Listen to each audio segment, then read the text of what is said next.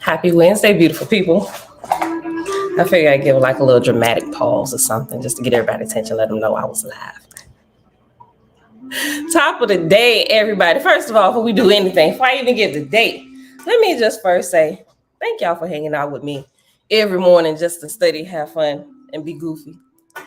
Y'all the real MVPs. So I'm going to give shout outs to y'all. Avia, greetings. Elijah, peace and blessings. The Brian Yoga is tired this morning.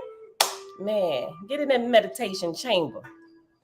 Tabitha, shalom, shalom. Yes, all praises to the Creator. Facebook user, in the name of Jehovah, love and light to all faithers. Yes and amen. Kings and Queens coaching group, shalom. Mom, shalom, shalom. Hey, girl, hey. Drayson Righteous, shalom. Nazarene is saying, Grand Rising family lamb. Peace, love, and light. Strength, y'all. Eternal learner. Blessings to all. Peace, love, and light. Auntie Belinda Brown, Grand Rising. Tone, the lowly one. Shalom, shalom to the fam. Derek, shalom, fam. Fritz, what's going on, brother? And everybody else here hanging out in the background. Happy Wednesday. It is July the 12th. 2023, day 74 of year 5 of reading through books, laws, and prophets of the 5-year consecutive day count. It is day 1454. And today we are going to read some more parables or stories that we haven't heard yet by Yahshua. So these are pretty good. I mean, I haven't read ahead, but from what we read so far with Big Boy and Slide, these other stories got to be pretty good.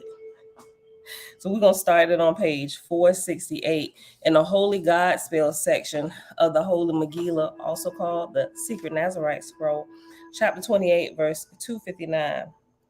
And then we're just going to go there until our time runs out today. All right, y'all. So, Father, we thank you for sequential steps and processes. Yes. It's the path to growth. It's the sequential steps and processes is the roadmap for growth. Let's just say that. That's all. Look, twisting and stuff. Pulling myself together. All right, beautiful people. All right. Let's turn it down a little bit.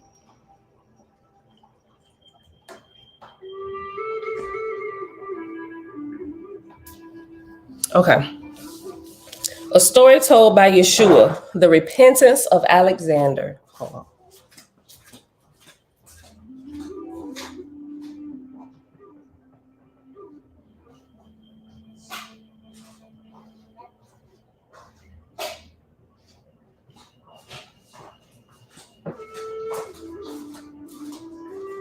Okay.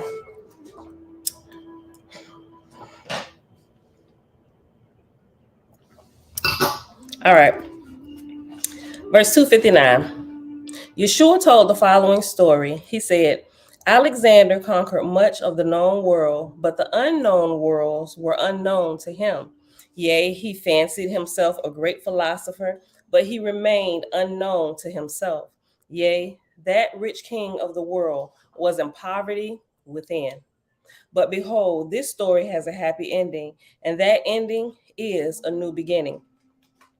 Yea, a new beginning for Alexander, and perhaps a new beginning for you. Let's highlight that. We want to see where this is going. Yea, a new beginning for Alexander, and perhaps a new beginning for you. Lo, this story is for those who have ears to hear it. Alexander, who was called the Great by those who know not true greatness, truly became great on his deathbed. And this is his story. Behold, Alexander was called great, not because of his character, but because he conquered many lands with his soldiers. He believed he conquered for noble purposes, a false fancy held by most worldly conquerors. Nevertheless, Alexander was a student of philosophy and had a brilliant mind. His lack was not in knowledge, for he studied with great teachers. Lo, the lack of Alexander was not in head, but in the heart. For lo, he lacked compassion. His soldiers killed many innocents, yea, and committed atrocities too horrible to describe. Alexander's mother came to him with reports of atrocities committed against women and children by his soldiers. She said, "These things are done in your name." But Alexander dismissed these things, saying to his mother, "Such things are simply a part of war. I cannot be bothered by these reports."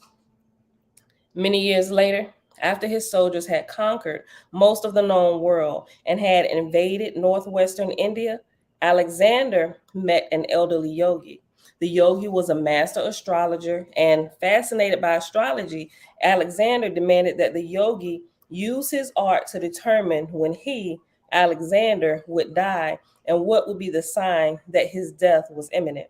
For Alexander thought that if he knew the signs that his death was near, he might be able to flee upon seeing the signs and thus avoid death. The old yogi did as Alexander demanded, saying, "O great conqueror, you will not die before seeing three signs. One, your bed will be made of iron. Two, when you look for the sky, you will see gold. And three, you will surrender to a greater king than yourself." Alexander was happy, saying, "I will simply never sleep on an iron bed. And lo, it is unlikely that I will see the sky the color of gold, for never before have I seen it that color. And I hereby pledge to never surrender to any king, which means I can never die. Even if I fail to avoid one of these three signs, surely I will avoid at least one, the last one. And according to the yogi, I cannot die unless all three things come to pass." What a way to, what's the word I want to use?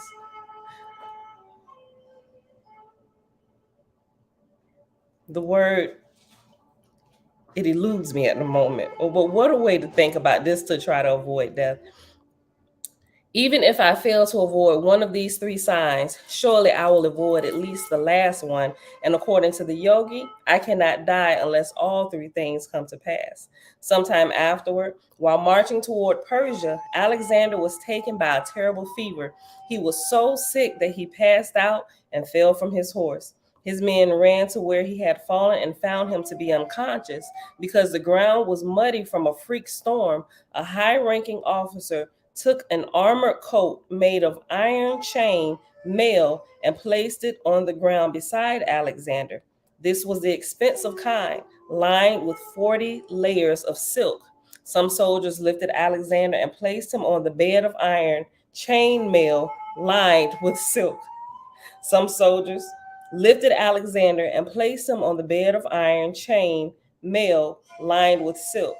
When the sun broke through the clouds, a soldier placed a golden cloth over the eyes of the still unconscious Alexander.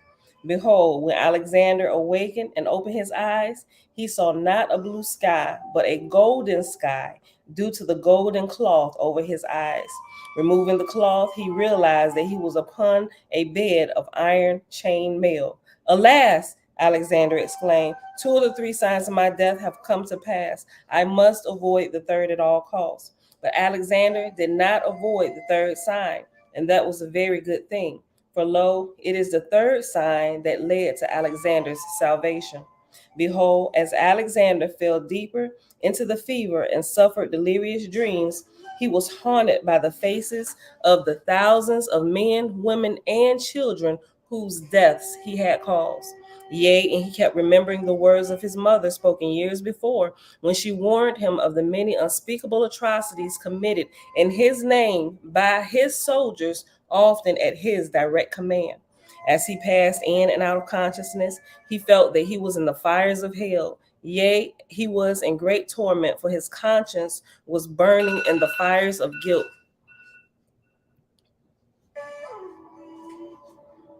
When the fever broke, Alexander cried out to the men who surrounded his bed, "To whomever will bring my mother to me before I die, I will surrender all my wealth." But after making this offer, Alexander began to lose strength. A physician said, "Alexander has only moments to live. No one can bring his mother to him sooner than a month, and he has but a few breaths left."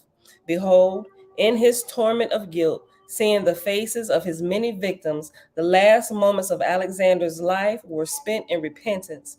He begged the heavens for forgiveness. He felt sincere sorrow for his past actions. Then lo, though the men around his bed did not see it, the Lord brought to Alexander a true vision of his mother.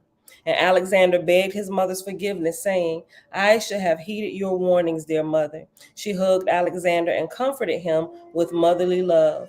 Then Alexander said to his mother, Who brought you to me? I will surrender all of my wealth unto him. Alexander's mother pointed toward the Lord, and now Alexander saw the Lord. Alexander said, My Lord, I surrender all I have unto you. Wow. I surrender all I have to you. Yea, and I perceive that this is the coming to pass of the third and last sign of my death. Then Alexander exited his body and was declared dead by his physician. But unseen by those who mourned at his bedside, the spirit of Alexander was taken to meet the mother of his soul, the lady Janna. Thus it was that the Lord granted not only Alexander's wish to see the mother of his body, but also took him to see the mother of his soul. Thus it is truly said, it is never too late to repent.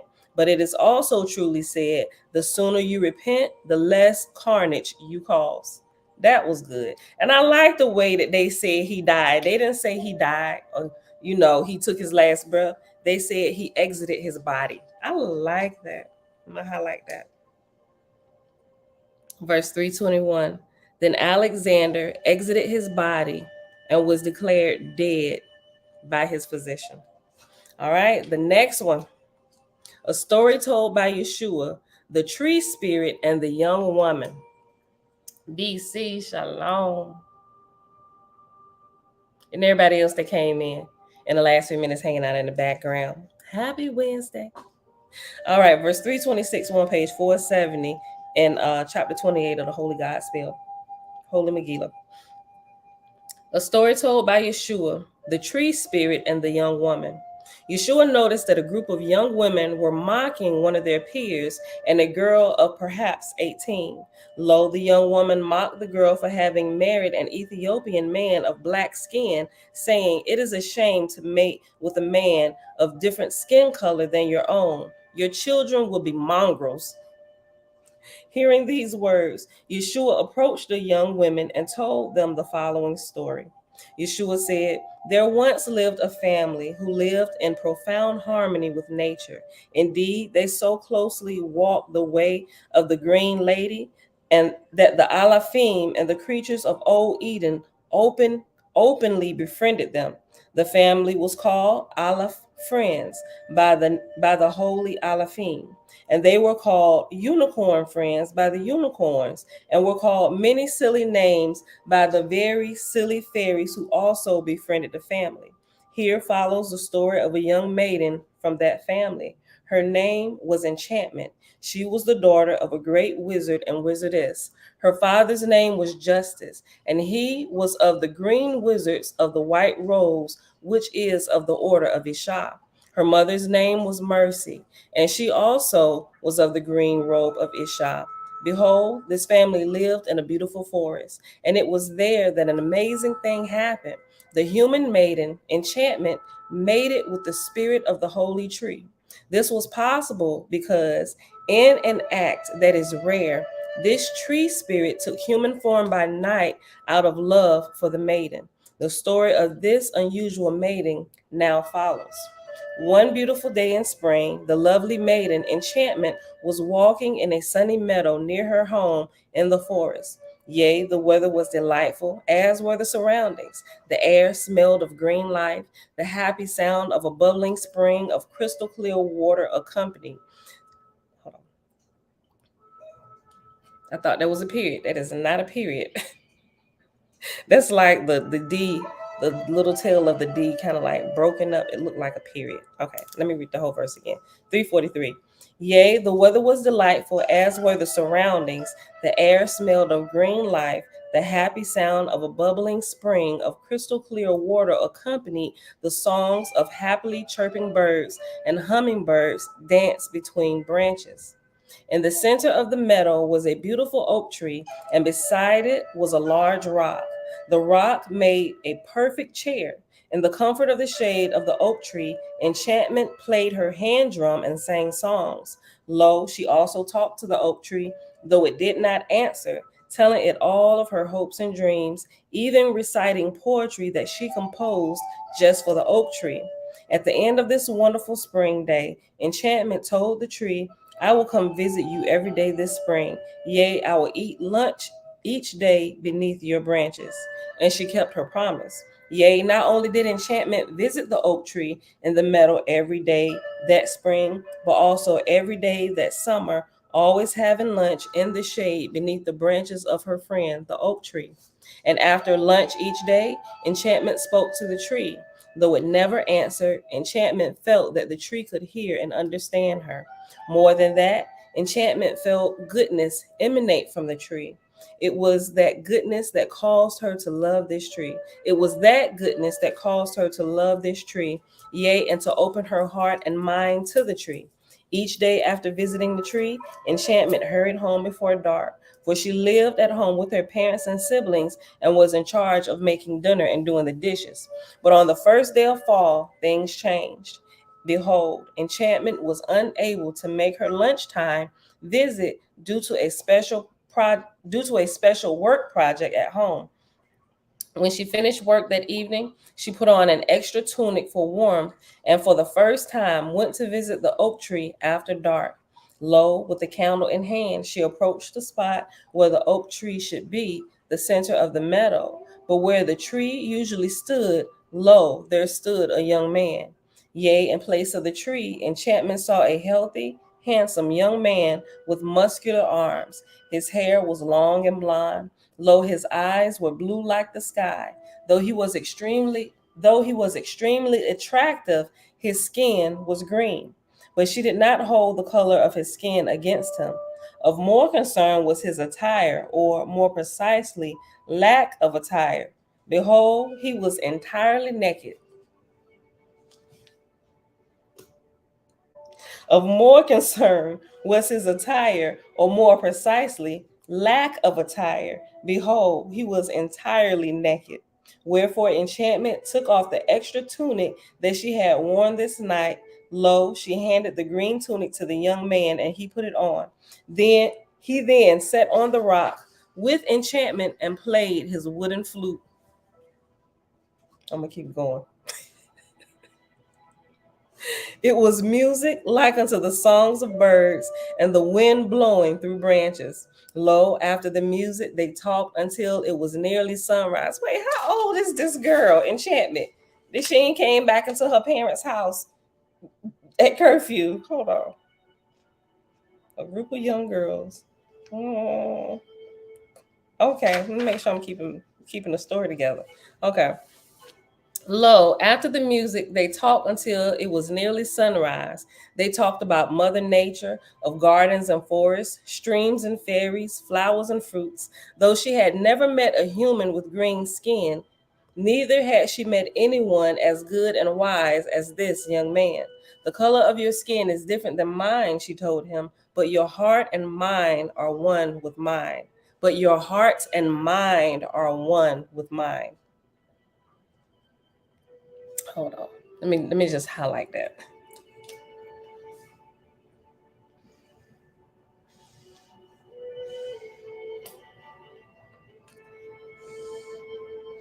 That's verses 374 and 375 on page 472. Though she had never met a human with green skin, neither had she met anyone as good and wise as this young man. The color of your skin is different than mine, she told him, but your heart and mind are one with mine. By the time she departed, just before dawn, Enchantment had fallen deeply in love with the young man whose name was Oak. The young man kissed her on the cheek and said, I must return to my own kingdom each day before sunrise, but I will return to this place each night at sundown to await your visit. Enchantment lived with her parents near the border between two kingdoms, wherefore she assumed the young man spoke of the neighboring kingdom a short distance to the south of her home. That kingdom was a long walk indeed, but doable in a portion of one day. She said, each evening after the sun sets and after I have finished my household chores, I will come visit you at this spot. Behold, Enchantment had fallen in love with this young man because of his goodness. She cared not that his skin was green, and it was not his good looks that charmed her. Rather, she felt his goodness. Lo, this was the same sort of goodness she had felt from the oak tree. Remembering the oak, she asked herself, why was the oak tree not in its normal spot tonight? I will look for the tree at lunch tomorrow. Then I will visit the young man at night. The next day at lunchtime, Enchantment found the oak tree in its normal spot in the center of the meadow. But behold, hanging from its top center branch was the green tunic she had given the young man the night before. She wondered, did the young man discard the tunic and walk home naked?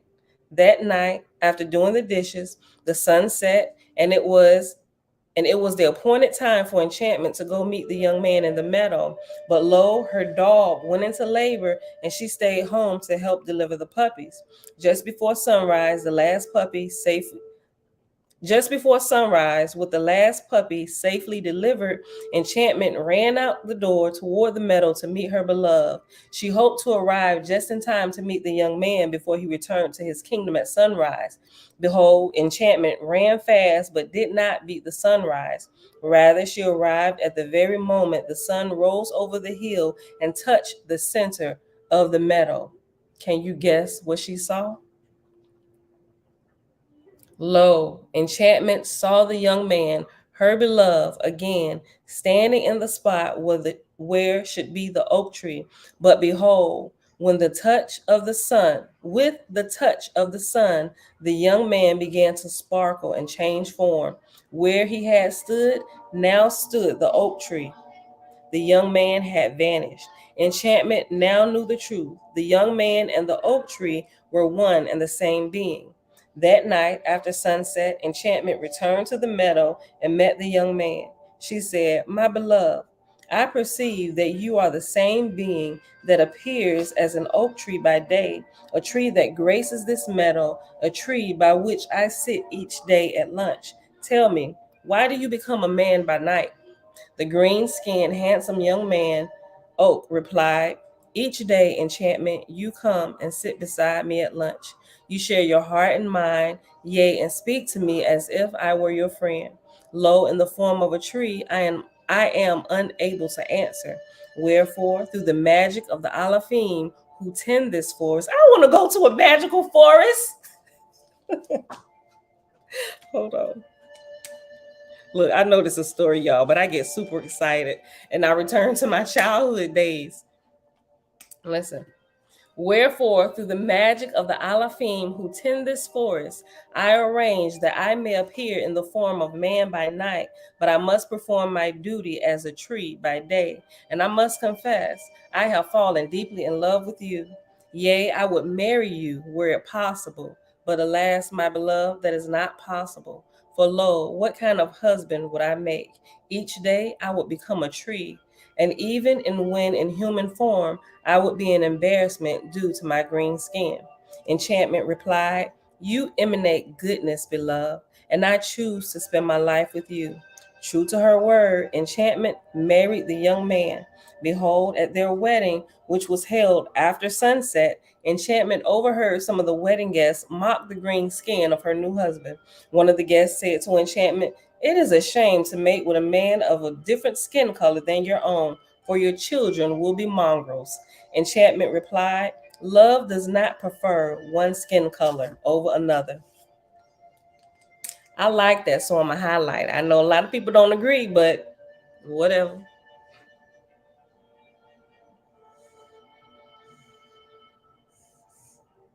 I like this. Hold on. Verse 419. Enchantment replied, love does not prefer one skin color over another. And behold, goodness is the, I'm sorry. And behold, goodness is the all-attractive quality. Together, Oak and Enchantment lived a blessed life. At night, in his human form, Oak built a cabin from fallen wood, of course, near the center of the meadow. That way, his wife and children were always near him, even during the day hours when he was a treat. All 7 of the children of Oak and Enchantment were beautiful and became powerful Hold on, I'm getting tongue-tied. All 7 of the children of Oak and Enchantment were beautiful and became powerful green wizards of the white oak. After Oak and Enchantment lived long on earth, they ascended to El Cush, where both became cherubim, and they lived happily together, even now serving the Alafim that served the tree of life. Thus ended the story that Yahshua spoke unto the young women who had mocked their friend for having married an Ethiopian man of black skin. The young women having been the young women both hold on.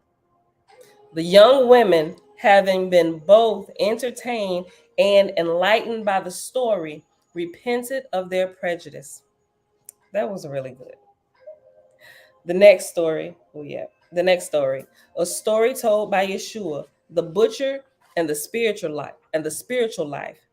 Yahshua told the following story to a group of soldiers. In Benares, there was a butcher who wanted to experience samadhi, the kingdom of heaven within. He fasted twice a week, chanted mantras, and offered up many prayers. But behold, he felt far from the presence of God and Goddess, yea, and far from heaven within. One morning, I think I know where it's going. The butcher and the spiritual life, based on what I understand about consuming flesh and how it really puts a big difference between your spiritual growth and your gut. Hold on. Let's see. He fasted twice a week, chanted mantras, and offered up many prayers. But behold, he felt far from the presence of God and Goddess, yea, and far from heaven within. One morning, as he chanted prayers in his butcher shop, he heard footsteps on his roof.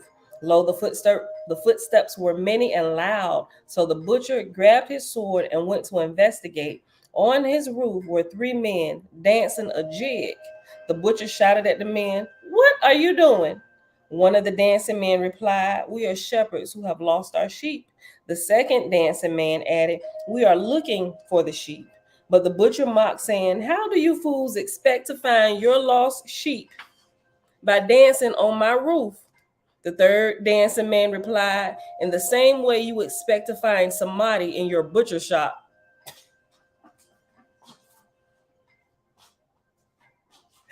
That is insanity, right? That is exactly where this story went, right? Stop slaughtering sheep. Get out the butcher shop. You cannot experience heaven within while you're consuming flesh and blood, and especially not while you're slaughtering it, right? The third dance, wait, what are you doing? Oh, look, the roof, the higher part of the house, your house, reaching samadhi, you have to send up the chakras to the roof. You can exit the roof, samadhi, heaven within. Oh my gosh, listen. Let me go back. Look, let me just read the whole story again. It was real short. Listen to this. A story told by Yahshua, the butcher and the spiritual life. Yahshua told the following story to a group of soldiers. That's what I meant. A group of soldiers he was talking to. Now this makes sense. Soldiers slaughter other people, right? Okay. Yahshua told this story to a group of soldiers. In Benares, there was a butcher who wanted to experience samadhi, the kingdom of heaven within. He fasted twice a week, chanted mantras, and offered up many prayers. But behold, he felt far from the presence of God and Goddess, yea, and far from heaven within. One morning, as he chanted prayers in his butcher shop, he heard footsteps on his roof. Like, are you trying to experience samadhi while you're a soldier? How are you going to go within and you're still enlisted in the king's army, right? Isn't your job to take out the enemy, who of which truly, if you're looking at it from the viewpoint of our Father, is truly your brother and now your sister? How can you expect to experience samadhi in the butcher shop? Look, that's good. He fasted twice a week, chanted mantras, and offered up many prayers. But behold, he felt far from the presence of God and Goddess, yea, and far from heaven within. One morning, he chanted prayers in his butcher shop. One morning, as he chanted prayers in his butcher shop, he heard footsteps on his roof. Lo, the footsteps were many and loud. So the butcher grabbed his sword and went to investigate. On his roof were three men dancing a jig. The butcher shouted at the men, "What are you doing?" One of the dancing men replied, "We are shepherds who have lost our sheep." The second dancing man added, "We are looking for our sheep." The butcher mocked, saying, "How do you fools expect to find your lost sheep by dancing on my roof?" The third dancing man replied, "In the same way that you expect to find somebody in your butcher shop." Highlight that entire parable. I'll just draw one line going down the whole thing. That was good. Quite entertaining. Who yet? Okay. This is the next one. This next one is 706. We'll be able to get to it. Okay, so we're gonna read through this next one. It starts at verse 440 and ends at 516. So probably about 5 to 7 minutes. And then we'll be wrapping it up. Okay. Page 474. A story told by Yahshua, the king who desired initiation. Hold on. Let me say hey to some people that came in. I'm sorry. Reading these. Hold on. Jamia Grand Rising, Kingdom of Judah. A deceiver spreading made up stuff. You are new, aren't you? Stay a little while. Kingdom of Judah, made up deceiver spreading nonsense, and y'all buying into it. This is a witch. Oh, we love people like you. If you're still here, stay a while. Uncle JB, Grand Rising, Levon Blessings. Kingdom of Judah. I love people like you that come here because you don't listen, right? But you can keep your comments to yourself. Laugh out loud, dumb stuff. Y'all, let me just repeat. I'll address them when they come in. We'll put them on. We'll put them in the limelight for a quick second because these are perfect examples of what we're learning about when people get trapped in religious thoughts and don't know how to think for themselves, and they don't test the information that they have been taught to believe is 100% true and 100% authentic. What begins to happen is they begin to defend the lies that they have so come to love, and then they begin to spew their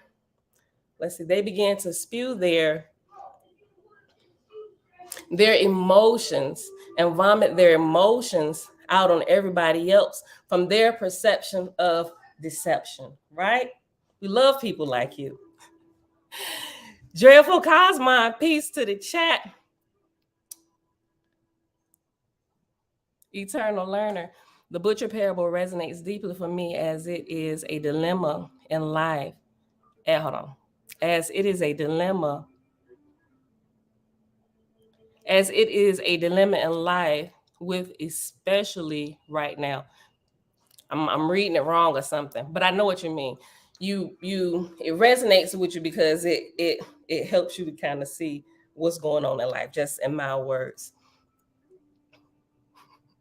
He look, I ain't see him. Right. Listen, if you're gonna be here hanging out, at least listen. Right? Ain't nobody trying to attack you. It's all love here. Matter of fact, if you hang out a while, Kingdom of Judah, you will realize there are a lot of people, not just from the Kingdom of Judah, right? Our Hebrew brethren and sisters. You will see there are many people here from multiple religions all over the world that has simply gotten fed up with the crap that their religious sector peddles to them, right? I'm just saying. I ain't calling what you believe garbage, right? But I'm just saying, test all things. It's incumbent upon each and every last one of us to test those things we were taught and prove it, and whether it lines up with the wisdom, the love, and light of our great Creator. My brethren and sisterin calls our Creator by many different names: Yah, and all the different variations of Yah, Yahweh. Most people just use Yah for short, but you know all the different differentiations of the one name, right? But all of us come from different backgrounds. We just come in to hang out, share our wisdom, things that we're learning that don't add to our spiritual growth. We do away with. We can learn from one another. Iron sharpens iron, right? All right, y'all. You think he from FOPE? I rarely go to the camps and look at some of their stuff, but I do sometimes. Yeah, gotta watch your mouth in here, partner. All right, we'll leave Kingdom of Judah alone. If they want to stay here and spew their hatred and all that stuff, let them be. But once all my wrenches know what to do. Once they start attacking somebody, we won't go for that, right? You can believe what you believe. All of us in here don't believe the same thing. I'll just put that out there, right? We have different points of views, but this platform allows everybody with respect to chat with one another, talk. We'll read the comments out loud, and we'll talk about why our opinions are different from one another, right? So this is the platform for that. We won't come down on nobody. We won't make fun of nobody. We laugh together. We laugh at our own mistakes, right? If some are lacking in spiritual wisdom in one area, we help to lift them up, right? No matter what background we come from, but we show respect to all peoples here. Just in case you didn't know, if you're still here watching. All right, but my wrenches know what to do if they get out of pocket. Okay, this last story. A story told by Yahshua, the king who desired initiation. Yahshua was visiting a well-known yogi. The yogi was surrounded by a throng of students. One of the students requested the next level of initiation. The yogi denied the request, saying the student was not ready for that particular initiation. The student became visibly angry. And clearly, if you hadn't been able to control yourself, you haven't become a king of seven or a queen of seven, meaning you haven't learned how to control yourself and your anger and your nastiness that you spew out your mouth, you ain't ready for the next level, partner. Perfect example. A live example here today. Let me start it over. Yahshua was visiting a well-known yogi. The yogi was surrounded by a throng of students. One of the students requested the next level of initiation. The yogi denied the request, saying the student was not ready for that particular initiation. The student became visibly angry. Yahshua then told the following story. Yahshua said, there was once a king who abandoned his palace to become the disciple of a great saint. The former king came to the farm where the saint and his wife resided. This saint was known for performing a particular type of initiation that could only be received by those within a crystal clear mind. Lo, the king begged to receive the initiation. The saint told the king, there is much work you must do before you are ready to receive this particular initiation. The king said, I beg that you let me live and work at your farm until I'm ready for initiation. The saint was reluctant for several logical reasons, but his wife, profoundly compassionate, asked her husband to accept the proposal. Thus, the saint agreed. The king moved into a small guest cabin in the land and helped with the farm work.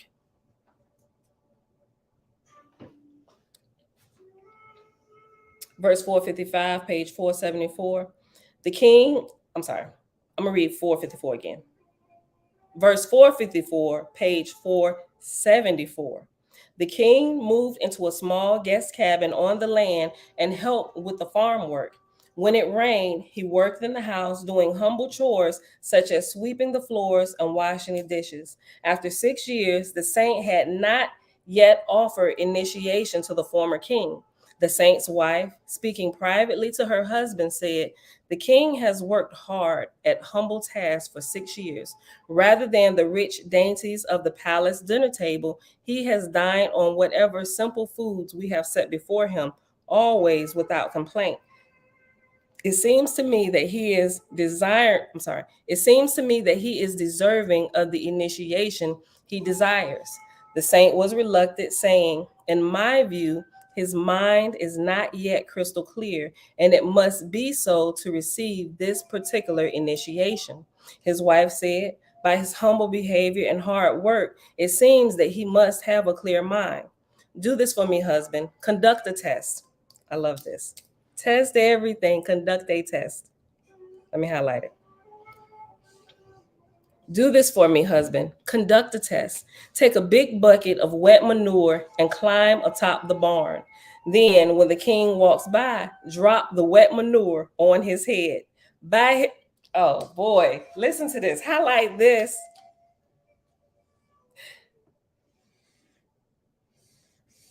Do this for me, husband. Conduct a test. Take a big bucket of wet manure and climb atop the barn.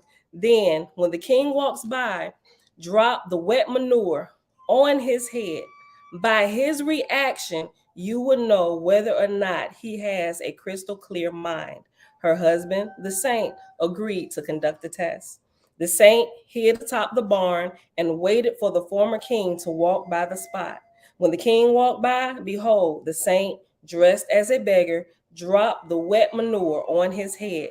The king, looking up and seeing a beggar, the king, looking up and seeing a beggar dashing into hiding, screamed, "You scum!" Oh, we know his mind is not crystal clear. The king, looking up and seeing a beggar, dashed into hiding, screaming, "You scum! I have half a mind to throttle you to death." Ain't that what a lot of people do? In their religion, in their religious factions, or in their worship of the God that they love, that are trying to persuade you to come to the light that they have, right? And if you reject them or you don't agree with them, "You scum! I have half the mind to throttle you." Right? Their reaction on what people say to them. They ain't ready. Which is why they still locked in those religious factions. This is where those people are. And this is where they will remain until they learn to grow spiritually and inwardly. Listen. Verse 467. The saint hid atop the barn and waited for the former king to walk by the spot. When the king walked by, behold, the saint, dressed as a beggar, dropped the wet manure on his head. The king, looking up and seeing a beggar dashing into hiding, screamed, "You scum! I have half a mind to throttle you to death. Lo, when I return to my worldly throne, I will have you cast into prison." The saint went to his wife, who from a nearby window had watched the incident and heard the reaction of the king. She told her husband, the saint, "You were correct. The king still has half a mind to throttle. His whole mind is not yet crystal clear." Another year passed. It has now been 7 years that the king had served as a common laborer at the home of the saint. The wife said to her husband, "Lo, a year has passed since the manure incident. The king has now served 7 years. 7 years is the common novitiate? I'm about to screw this word up. Novitiate. Novitiate. I'm gonna say novitiate. If I'm wrong, y'all correct me. Like, put out the pronunciations with the dashes, girl. This is how you say this word. 7 years is the common novitiate period for your students. Will you now give the king the initiation he so desires? The saint replied, 7 years for some, more or less for others. Initiation is not according to time, but condition. Wow.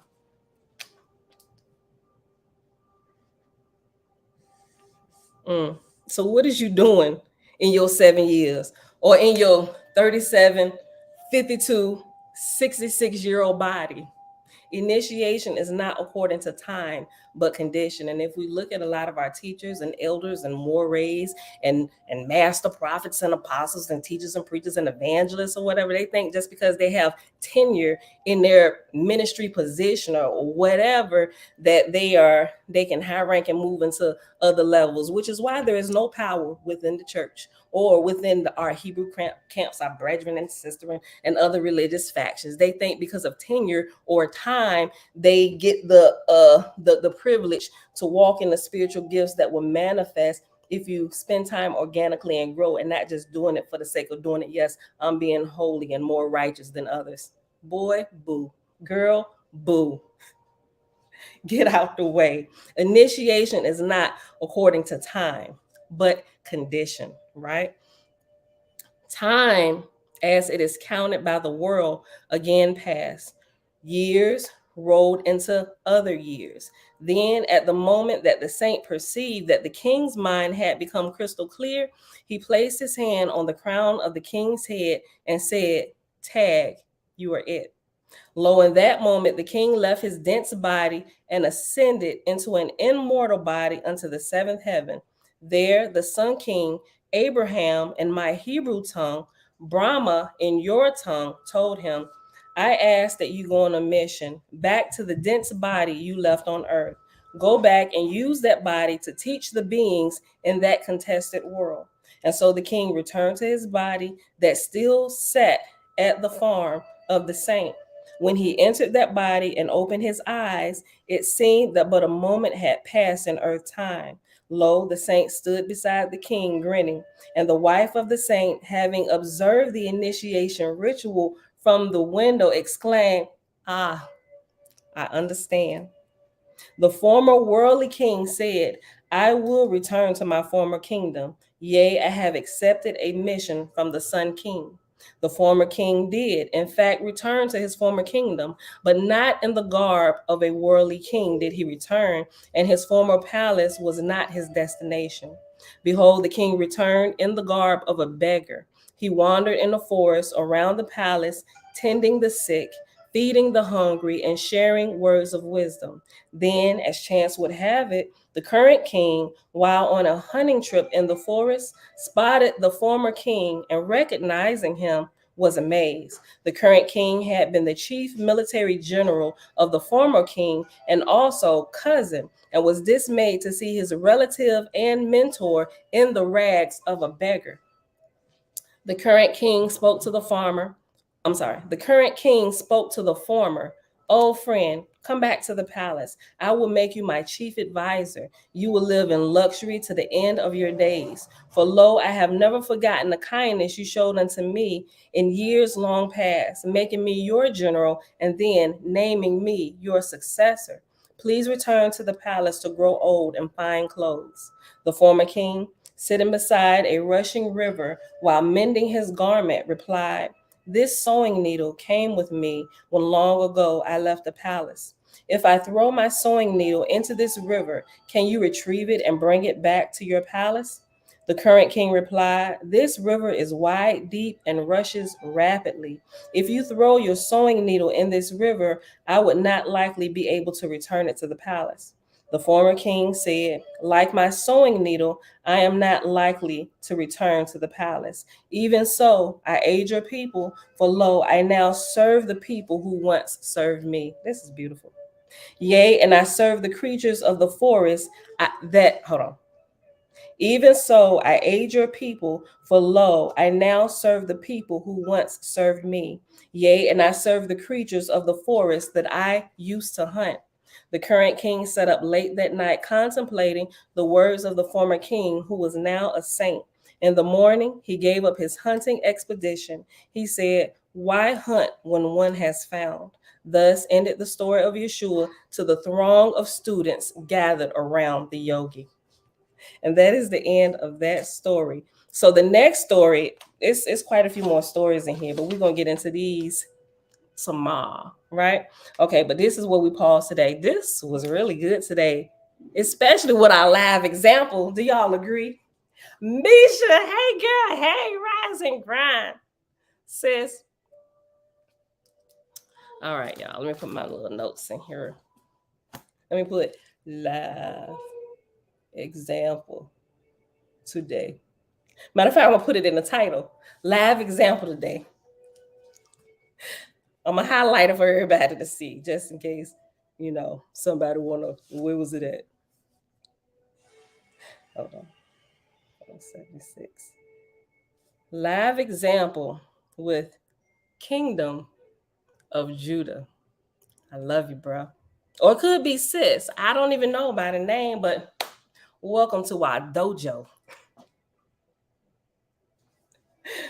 We like to spar. We like to spar with family members, right? Iron sharpens iron. We may not agree on everything, but stay a while. We might become good friends. I doubt that. You ain't ready for the next level of initiation. Even though you searching, which is why people stumble across my channel when they looking for something. They searching for truth. They putting in terms. You ain't ready for the next level of initiation. Go ahead. Keep searching. But we'll remain here. We'll stand our post. We ain't gonna go nowhere. We're gonna be solid as the oak tree. When you come back here, you will see us. All right. Tabitha said, remember Job's wife with her loss? She said to Job, curse God and die. Like the king, anger was exposed. Right, good. Eternal learner, he is a good and evolving spiritual man. However, still believes humans were born meat eaters. Just me, shalom. Blessings, family. I've been in the background listening. Yosef Ben Yisrael, shalom, fam, shalom. Eternal learner said, butcher, I am now vegetarian. However, our home raises its own meat and eggs. It's a struggle right now as I care for the baby chicks who will become my husband's dinner. Oh. Maybe, I don't know, maybe in the process, sometimes it takes longer for some people to transition from flesh-eating diets to plant-based, but something really has to happen to them inwardly, right? So if y'all have transitioned to plant-based, vegan, vegetarian, whatever term you like the best, if you've transitioned and you still live in a house full of flesh eaters, don't be acting all crazy towards them, right? Because everybody in my household is not completely transitioned to plant-based, but because I do control most of the meals, it is incumbent upon me to get a little more creative, become educated, present some of these meals, let them taste them, right? Some things it's like, oh no, you can keep the vegan plant-based stuff with my chili dogs and my steaks and stuff, right? Although my husband, he was really like that, like, girl, please. Is my steak ready yet? Look, I'm in the kitchen looking like a nurse during the COVID era with the thing going, wearing my gloves and stuff. Like, I feel like a bloody priest sacrificing meat to offer up a sweet smelling savor, right? I be joking a lot, but seriously though, we're not going to win family members, friends, even outsiders by nasty attitudes, because you can't force somebody to believe like you believe. You cannot force them to grow in levels of light. They only grow, seriously, by observation and education, right? And we are the greatest teachers. Even if we never open our mouths, our lives should be great examples, and we should teach people always by how we, one, react to situations, how we treat them when they treat us a certain way, right? Because if they come in with negative energy, but we're full of joy, we're resonating at a higher frequency, we're vibrating high, we should be able to take control of that situation, right?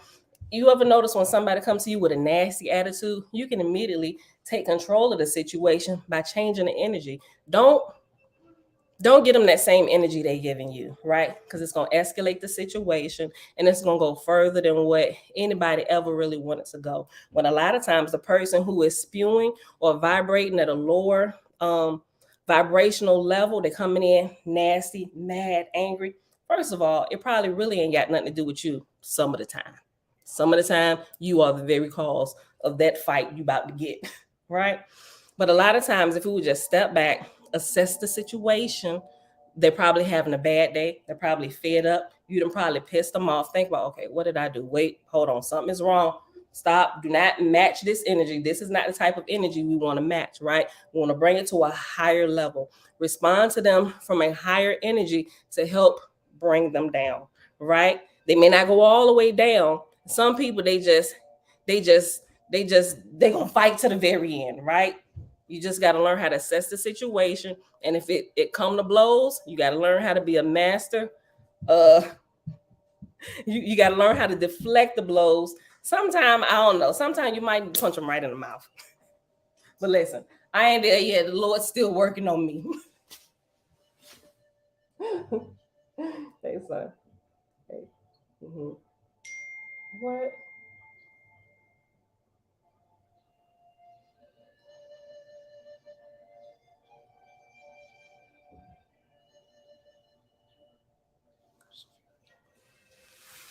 Okay, I have heard what you said, but I'll talk to you in a second. Like, if you ever think, or people ever complain to me, like, oh, this and that, or I went through this and that, or I'm on my favorite, this and that. I was pushing on this to see how far this can go, or if I can change it, or if I can make it sense. Yeah, you can listen. Okay. All right. Love you too, son. All right. So yeah, if you just come in with a higher energy, you'll be able to take control of the situation and bring them down. Like even yesterday, listen, a good example. This got to do with kids. So the kids, I was picking them up from tutoring yesterday, right? So I got a whole busload of kids with me. And so as soon as they get in the car, they're like, Mom, Mom. My niece is like, Aunt Pam, oh my gosh, let me tell you what happened in I ain't gonna say the name of where they go. Let me tell you what happened today. This little boy got disrespectful to one of the tutors. I was like, what happened? He said, he was cussing inside of there. And then they called his mama. And then his mama came and they walked him out. And so they was like, wait a minute, hold on. Look, there you go, there you go. Same point. I'm thinking, who is this, right? I'm thinking it was like an older child or something, right? It was a 6-year-old boy, looked just like Isaiah. I'm like, oh, he must be an Isaiah, right? And so you could see him walking them back from the main tutor office because it's like a 2-section thing, and they bring him. You could tell him that if this boy could catch fire, he would literally have been a ball of fire in this woman's arms while she was walking him back across the street. And my heart just went out to him. I was like, let me teach y'all something. I said, first of all, what happened? What did y'all observe? Then my 8-year-old niece, Aunt Pam, let me tell you what happened. He said this. The tutor said, well, try it again. He said, I'm not trying again. I don't need you to explain this to me. I was like, well, dang, you was ill hustling real hard, won't you? And they started laughing. And so I said, okay, so what seems to me, even though I wasn't there and I don't know the situation for real, I said, and by looking at him, he doesn't look any older than Isaiah. I said, and granted, he was in a tutoring session. And I know y'all come and complain to me sometime about your tutors and how they push you to go higher and stuff. And you get frustrated, right? You're at that point of frustration. I said, what could have happened? He could have had a bad day before he got there, right? And he just could not have wanted to do it. Or he got to a point in his work where he reached frustration and he didn't know what to do. And the teacher was trying to push him on to go, and he just got frustrated and he closed down. But the more the teacher pushed, not realizing that, he became irate. I said, so it wasn't, I said, granted, from everybody else's perspective, he did get disrespectful, and he did. I said, but there was a cause to that. I said, now had his teacher had been aware that he was at his frustration point, she could have redirected this whole thing. Probably get a little boy 2-3 minute break. Come on, get up. Let's walk. Exercise. Go get a drink of water or something, right? You got to do something, especially when you're working with children. And I know sometimes they have young tutors in there, so they may not be trained in how to deal with people, with emotions, all of those things. I said, so don't outright call him disrespectful. You know, he was probably just at a point of frustration and he didn't know what to do. And his teacher at that point didn't know what to do either. They all got quiet. They said, well, that makes sense. You know, I don't know. I try to look for the lesson in everything. But that was a really good teaching moment for the children. So But yeah, so if you learn how to keep your energy high, even in the midst of other low vibrating entities, people, brethren, and sistren, you'll be able to be the light in that place. And you set a higher standard for them to grow to, right? Everybody should be on the path of growth, constantly increasing in everything: love, light, wisdom, peace, how to work with one another, just being able to be cordial, having a conversation without it blowing up. And a lot of people have not developed their people skills where they can't have a a civilized debate or conversation with somebody, right? When they reach that point of frustration, everybody knows why. Because they begin lashing out, cursing, calling names, right? They've reached a point of frustration and they don't know what to do. They don't understand the material, right? And a good teacher or a good debater would lead them in a way to help them see, okay, here's where you missed the stuff. But a lot of time you can't do that because they're at the point of frustration and they've already ramped up a couple levels where they're cursing, pissify, hot and mad at you.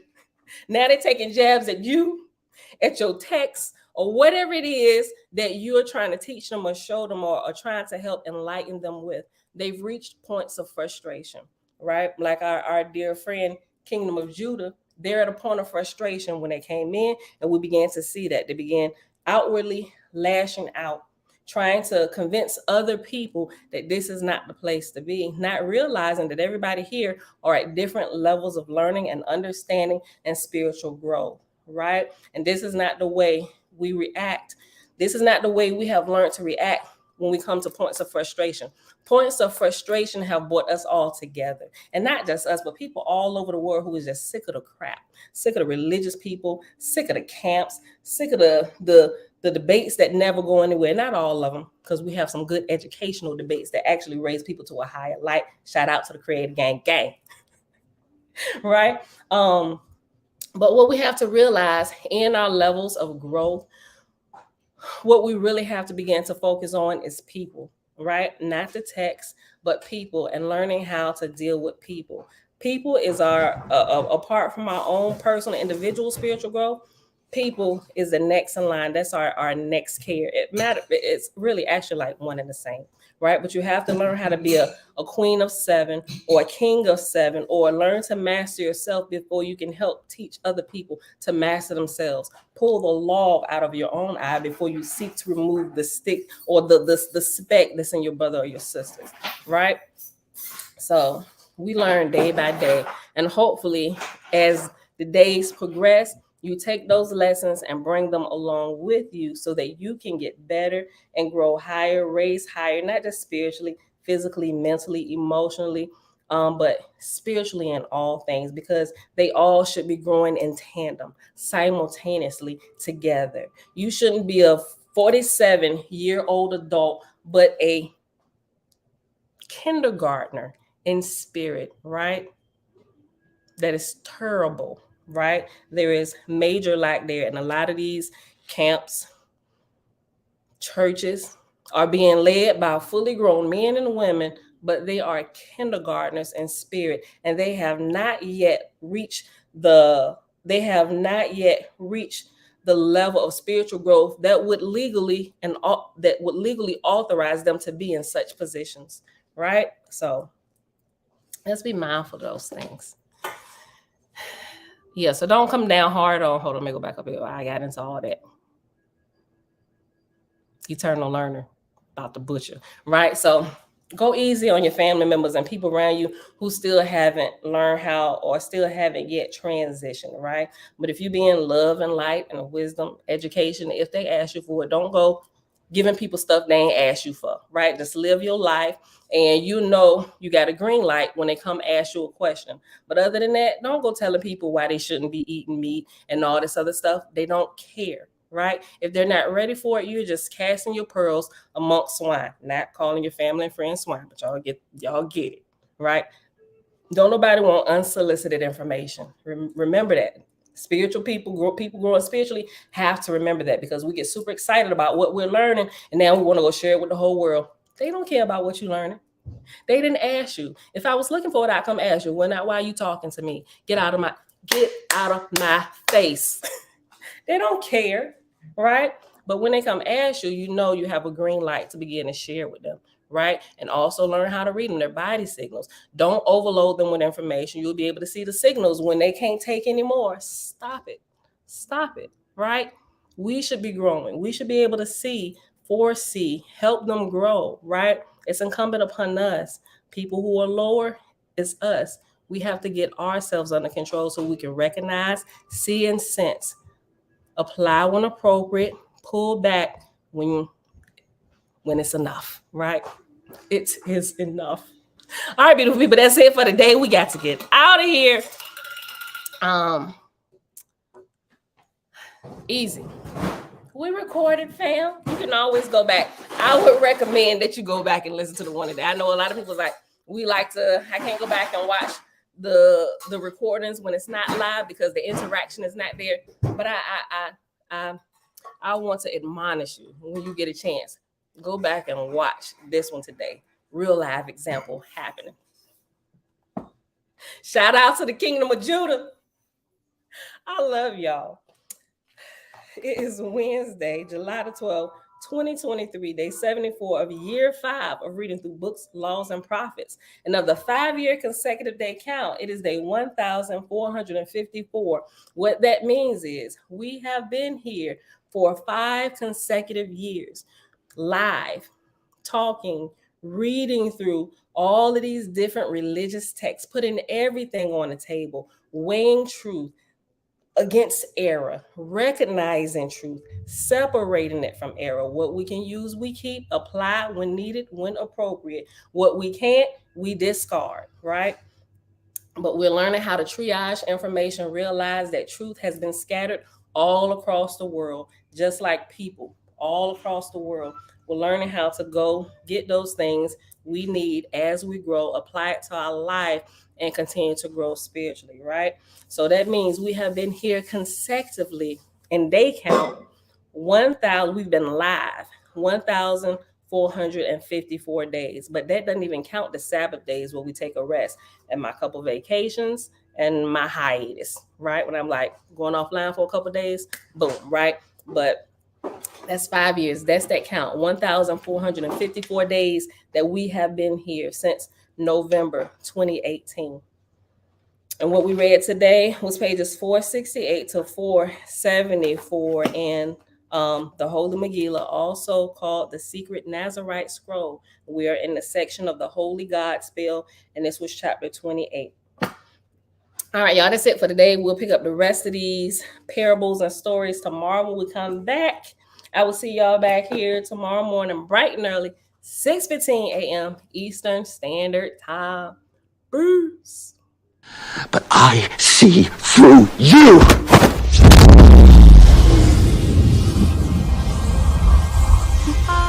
I'm from outer space. I got Milky Way for blood, evolution in my veins. I'm gold. I've been far away. I'm illuminated now, making stars. What did you just do to me?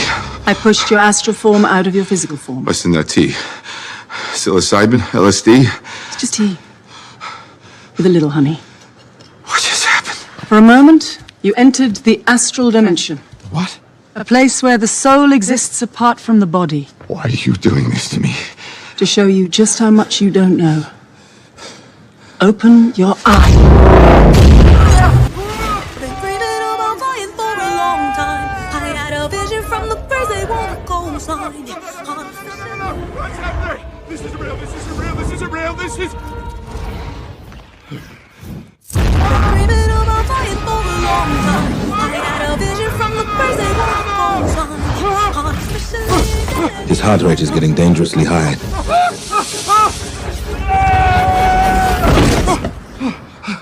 He looks all right to me.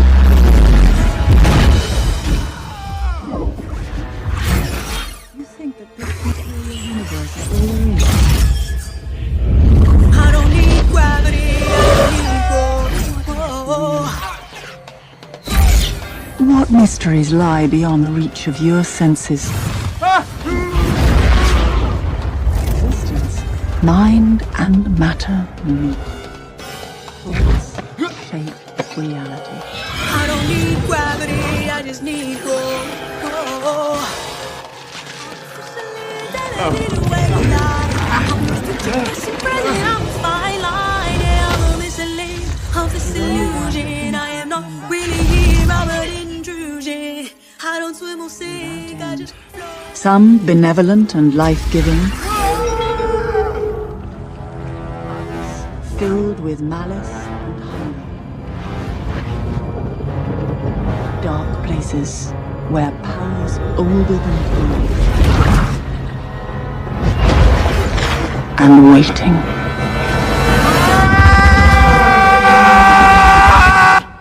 I don't swim or sink, I just float. Who are you in this vast multiverse? I don't need gravity, I just need growth.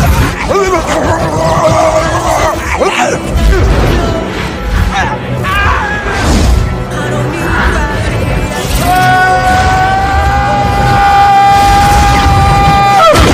need gravity, I just need growth. Have you seen that before in a gift shop? I don't need gravity, I just need growth. Teach me. No.